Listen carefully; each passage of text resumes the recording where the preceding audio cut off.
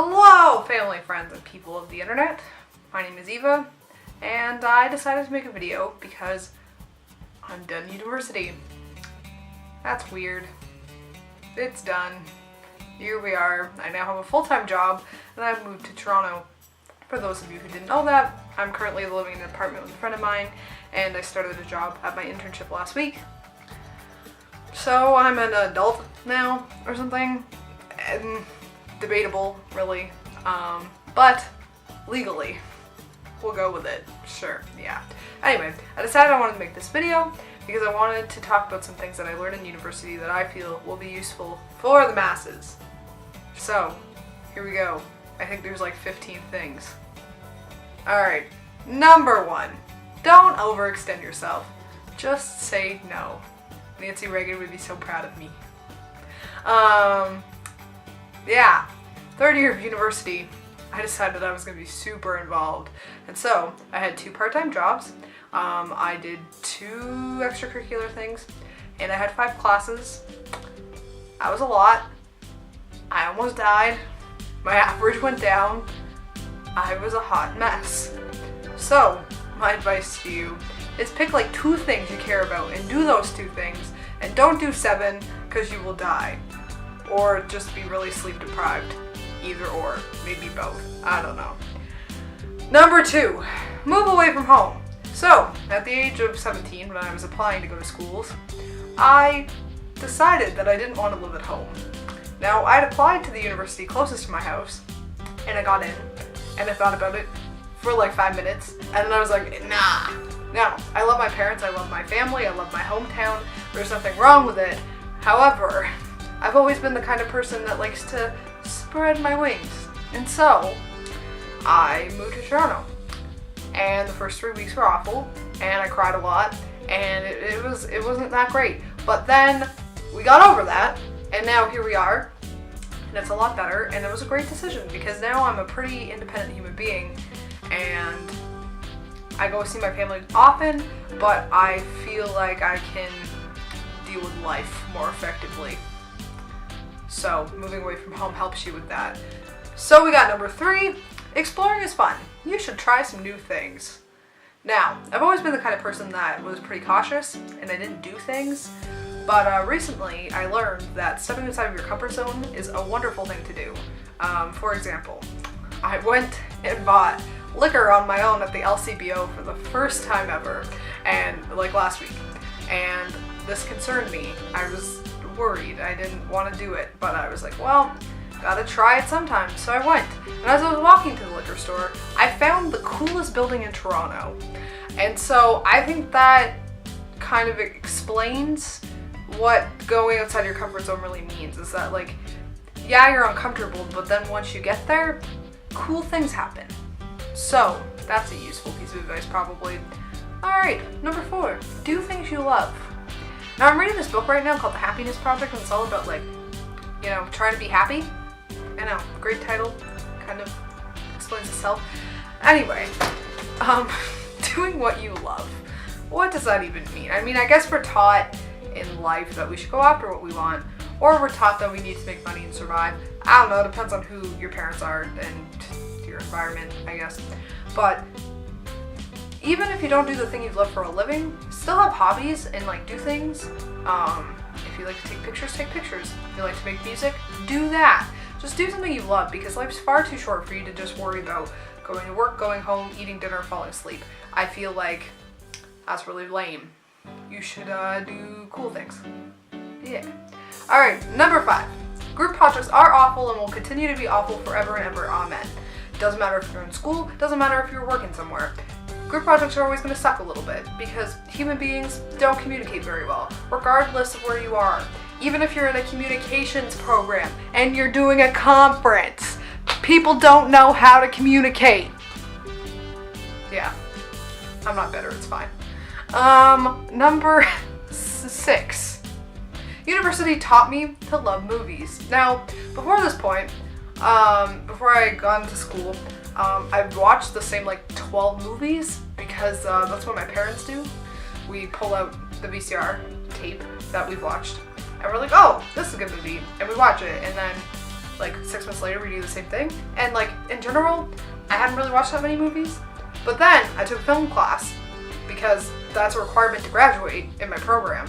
And so did that, loved it, and I realized that there's more than just westerns and weird comedy movies and old musicals from the 1950s, although those are still my favorite, but that's beside the point.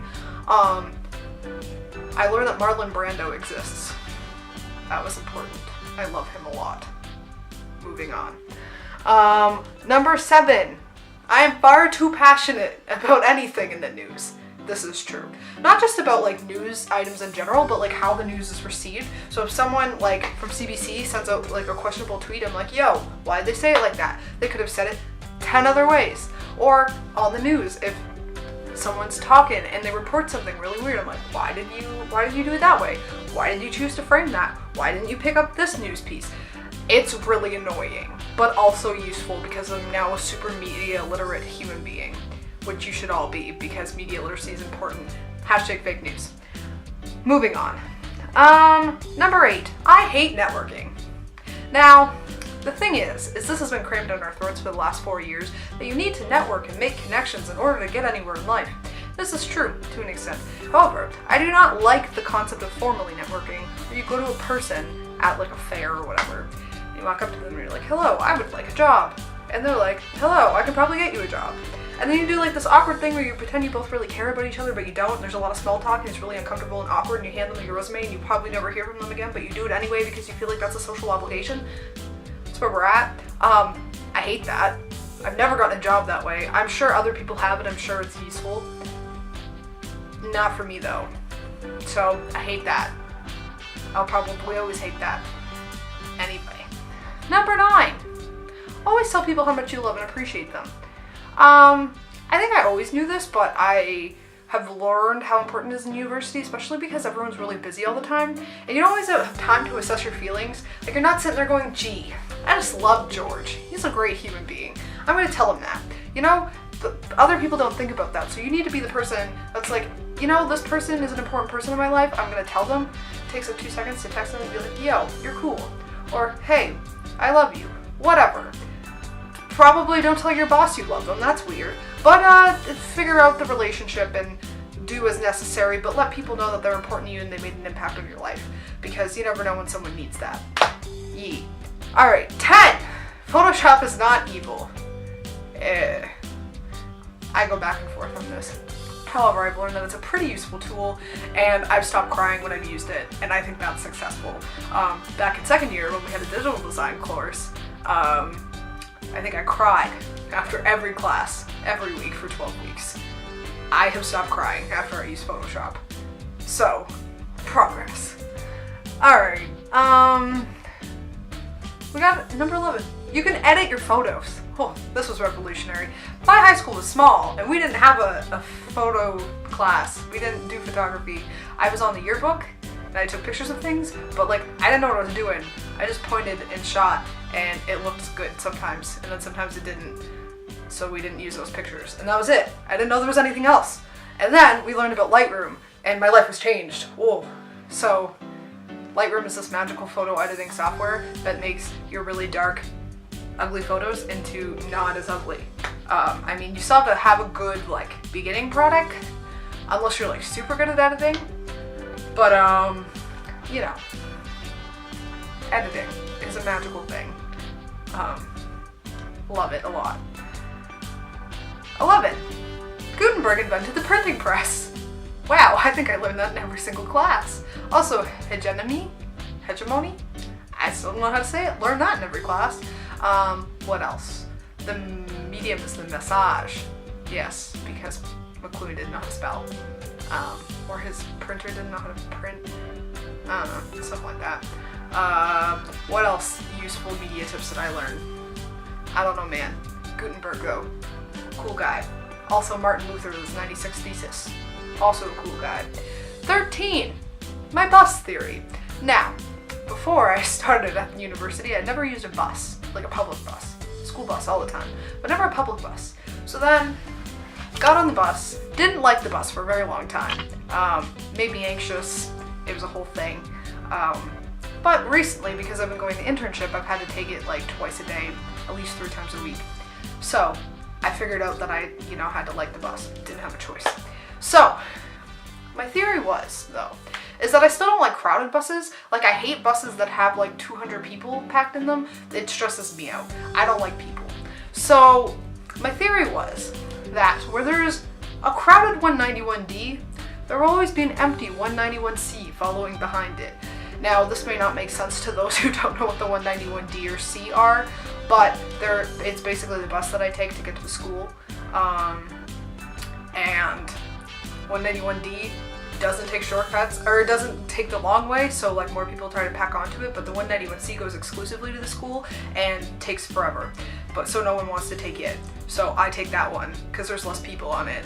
And so my theory is that in life, though the first option may seem like the thing you have to do always, there will always be another option that comes behind it. You just gotta be patient. I'm the world's least patient person unless it comes to crowded buses, and then I will wait 20 minutes for a bus where I can have a seat because I refuse to deal with crowded buses. That's a fun fact that you now know. Alright, 14. You will learn mundane things in your job, but it is how you deal with that shapes who you are as a human. Also, do them well. So, I've had a couple jobs. I think we're up to 7 now? No, 8, because I got hired, right? Okay, so we're up to 8 jobs now. My first job on campus was like an actual real job, and basically I learned how to scoop popcorn. That's what I did. Every Wednesday and Thursday night I scooped popcorn at basketball games and I handed out free things to people. And not the most exciting job in the world, but it had to be done and I did it and I was okay at it. And I learned how to make movie popcorn. That might be a useful skill at some point in my life. If I ever work at a Cineplex. Because this whole real world thing doesn't work out. Who knows? I got a backup plan. Also, in my job at the library desk, I learned how to use an electric stapler and how to fix said stapler because it would get broken a lot. This was probably something I will hopefully never have to use again because electric staplers are evil, but I learned how to help people fix it. I learned how to fix it myself. It taught me patience. It taught me that staplers are stupid. I learned a lot of things. And lastly, I think the most important thing that I've learned, and I've learned this in like the last 2 months or so, is that being weird is okay, and you will find a place that loves you for it. Now, the first place that I figured this out was Guelph Humber itself, where I met a lot of friends who still talk to me today and think I'm a cool person. And they recognize that I'm kind of weird, but they love that, and I'd never really had that before, so like that's super great. And then I got to my internship, and they also like that I'm weird, and they appreciate who I am as a person, and I think that's really important. So, yeah, I've learned some things in university, some probably non-useful things that will collect dust like the hundreds of dollars of textbooks in my closet, or I've learned some useful life skills, hopefully, that will be with me forever and ever and ever. So this is what I learned about university. It was a good experience. I'll miss Guelph Humber. I won't miss Swoop. He was dumb. Why do we have a mascot? We don't have a sports team. That's where I'm at. Anyway, thank you for watching.